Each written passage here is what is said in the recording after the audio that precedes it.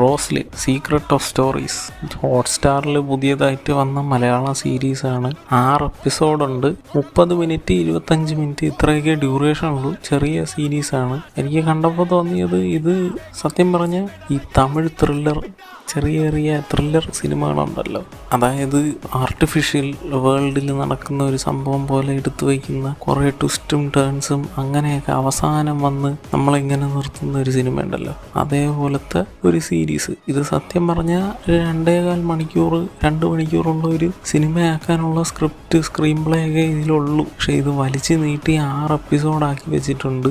2-3 എപ്പിസോഡൊക്കെ കഴിഞ്ഞിട്ട് നല്ല പാടാണ്. കാരണം കാര്യമായിട്ടൊന്നും ഇല്ല അതിൽ.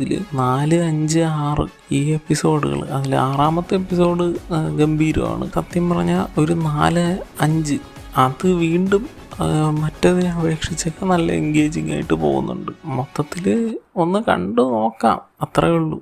ഇത് മസ്റ്റ് വാച്ച് അങ്ങനെയൊന്നും ഞാൻ പറയുന്നില്ല, എന്നാലും കണ്ടു നോക്കാൻ പറ്റുന്ന ഒരു സീരീസ്, ഒരു എബവ് ആവറേജ് മലയാള സീരീസിലോട്ട് നമുക്കിതിനെ ഉൾപ്പെടുത്താം. ഇതിൽ അഭിനയിച്ചിരിക്കുന്നത് മീന, വിനീത്, സഞ്ജന, ദീപു, ഹക്കീം ഷാ എന്നിവരാണ് മെയിൻ കഥാപാത്രങ്ങളായിട്ട് വരുന്നത്. അവരുടെയൊക്കെ അഭിനയം നന്നായിട്ടുണ്ട്, അതിനപ്പുറമൊന്നുമില്ല. ലിറിസിസ്റ്റ് വിനായക് ശശികുമാറാണ് ഇത് എഴുതിയിരിക്കുന്നത്. പുള്ളി ഈ സ്ക്രീൻ പ്ലേ അവസാനം വന്ന് കത്തിച്ച് കുറേ ഡീറ്റെയിലിങ്ങും കാര്യങ്ങളും ഒക്കെ കൊടുത്ത് എഴുതിയിട്ടുണ്ട്. പക്ഷെ ഒരു ഗ്രിപ്പിംഗ് ഫാക്ടർ എന്ന് പറയുന്ന ഒരു സാധനം ഉണ്ട്. പക്ഷേ ഇത് എനിക്ക് തോന്നിയത് കുറേ അനാവശ്യമായിട്ടുള്ള ക്ലിഫ് ഹാങ്ങർ സാധനങ്ങളും ഒക്കെ ഇട്ട് എന്തൊക്കെയോ ചെയ്തു വെച്ചൊക്കെയാണ് ബാക്കിയുള്ള എപ്പിസോഡുകളിൽ അവസാനത്തെ എപ്പിസോഡ് കൊണ്ട് വന്ന് നിർത്താൻ വേണ്ടി. അങ്ങനെയാണ് എനിക്ക് തോന്നിയത്.